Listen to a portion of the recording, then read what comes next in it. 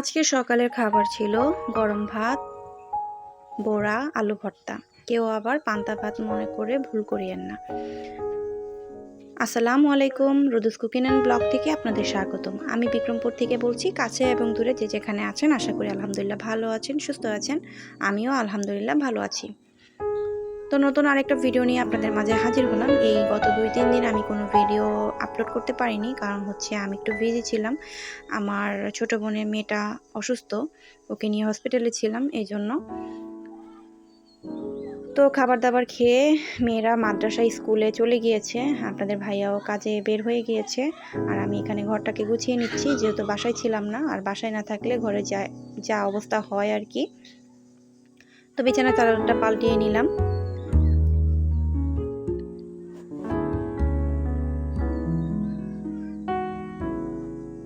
তো ভিডিওটা দেখতে দেখতে যারা এই পর্যন্ত চলে এসেছেন তারা অবশ্যই মনে করে একটা লাইক দিয়ে দিবেন। আর আপনাদের একটা লাইকই পারে আমার ভিডিওগুলো আরও 5 জনের কাছে নিয়ে যেতে। আর যারা এখনো লাইক দেননি তারা অবশ্যই লাইক দিয়ে ভিডিওটা কন্টিনিউ করবেন। আর নতুন যারা আছেন তারা অবশ্যই চ্যানেলটাকে সাবস্ক্রাইব করে দিবেন, পাশে থাকা বেল আইকনটা চালু করে রাখবেন, যাতে আমি ভিডিও ছাড়ার সাথে সাথে আপনাদের কাছে নোটিফিকেশন দিয়ে পৌঁছায়। আর আপনারা আপনাদের সময় সুযোগ বুঝে আমার ভিডিওগুলো দেখে নিতে পারেন। তো হয়তো বা আজকে ভালো না লাগতে পারে, আরেকদিনও ভালো লাগতে পারে, অবশ্যই সাবস্ক্রাইব করে রাখবেন। তো এই তো কথা বলতে বলতে আমি বিছানাটাকে গুছিয়ে নিয়েছি, এখন ঘরটাকেও ঝাড়ু দিয়ে নিব। অনেকটাই ময়লা হয়েছে, কারণ ঘরে যেহেতু ছিলাম না গত 2-3 দিন।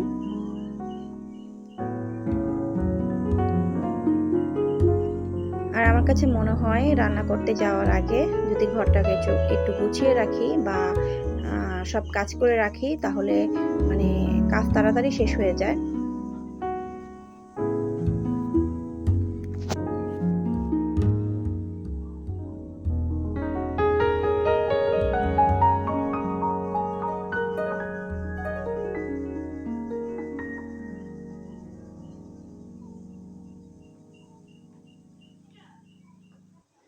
তো ঘরটা ঝাড় দিয়ে এখন উঠানটাকেও ঝাড়ু দিয়ে নিব।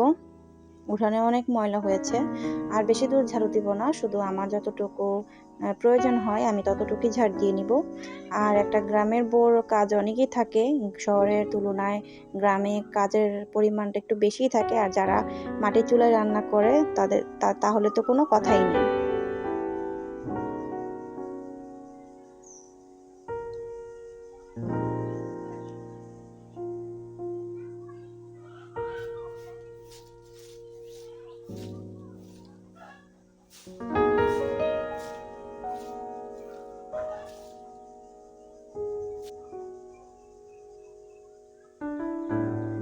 তো উঠানটা ঝাড় দিয়ে এখন আমি ঘরটাও মুছে নিব। তো ঘরটা মুছে নেওয়ার পরে এখন আমি ভাত বসিয়ে দিয়েছি আর রান্নায় চলে আসলাম। এখানে আমি রসুন আর পেঁয়াজ কেটে রেখেছিলাম, এখন একটা শুকনো মরিচ দিয়ে পেঁয়াজগুলোকে ভেজে নিব, শুকনো মরিচটাকেও ভেজে নেব। আজকে মসুর ডাল ভুনা করব। তো এই ডাল রান্নাটা অনেক দিন পরে রান্না করছি।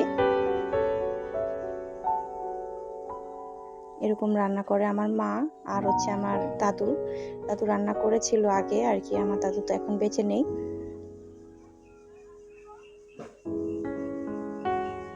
তো কষিয়ে এখন আমি মসুর ডালটা দিয়ে দিব। মসুর ডালটা আগে থেকেই ধোয়া ছিল।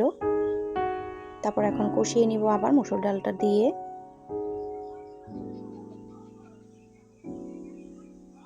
এখন আমি পরিমাণ মতো পানি দিয়ে ফুটিয়ে নিচ্ছি। আর এই ডালটা ভুনা মানে যদি আপনি একটু গাঢ় করেন তাহলে অবশ্যই ভুনা হয়ে যাবে। আর আমি একটু পাতলা রেখেছি, কারণ হচ্ছে আমাদের ঘরে আম ডালটা পছন্দ করে, একটা আম কেটে দিয়ে দিয়েছি, তার জন্য আমি একটু পাতলা রেখেছি। তো কিছুক্ষণ জাল দিয়ে নিব। আর জাল দেওয়া হয়ে গেলে, বলক উঠে গেলে আমি ডালটা ঢেলে নিব। এভাবে টেস্ট করে দেখবেন, রান্না করে অবশ্যই ভালো লাগবে। আবার কমেন্ট করে জানাবেন যে কেমন লেগেছে। ডাল রান্নাটা শেষ। তো এখানে আমি পাবদা মাছ ধুয়ে হলুদ আর লবণ মেখে রেখেছিলাম। আর এখানে কড়াইও বসিয়ে দিয়েছি।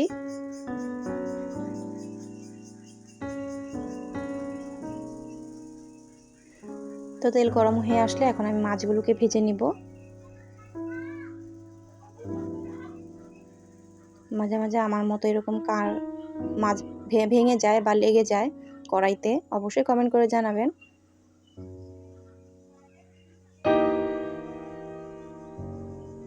আর পাবদা মাছ যেহেতু একটু নরম জাতীয় মাছ, এগুলো তো তাড়াতাড়ি ভেঙে যায় বা সিদ্ধ হয়ে যায়। তো আমার মাছগুলো ভাজা শেষ।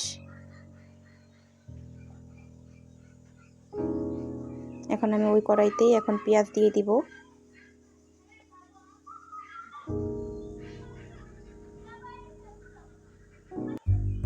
কাঁচামরিচ দিয়ে দিলাম 3টা।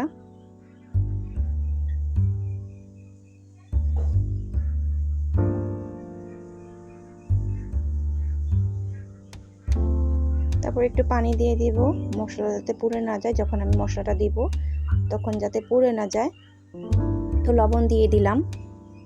আর আমি কিন্তু রান্না শেখাতে আসিনি, যখন যাই রান্না করি সেটাই আপনাদের সাথে শেয়ার করি।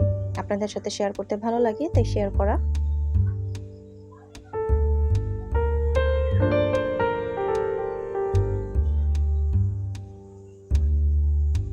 এখন কষিয়ে নিচ্ছি মশলাটাকে সবকিছু দিয়ে।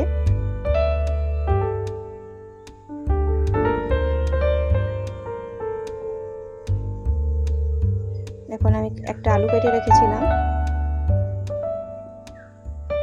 এগুলোকে কষিয়ে নিব।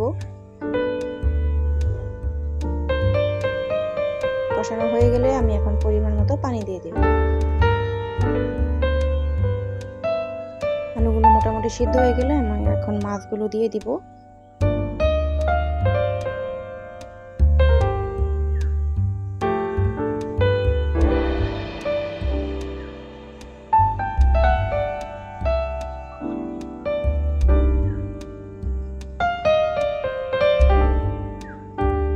আবার কিছুক্ষণ ঢেকে রান্না করব।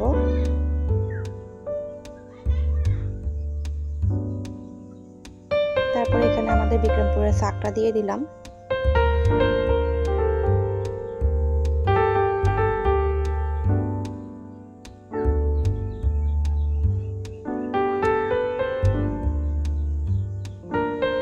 তো আমার রান্নাটা শেষ। আজকের ভিডিওটা এ পর্যন্তই, খেতে চলে এসেছি। সবাই ভালো থাকবেন, সুস্থ থাকবেন, আমার জন্য দোয়া করবেন। আসসালামু আলাইকুম, আল্লাহ হাফেজ।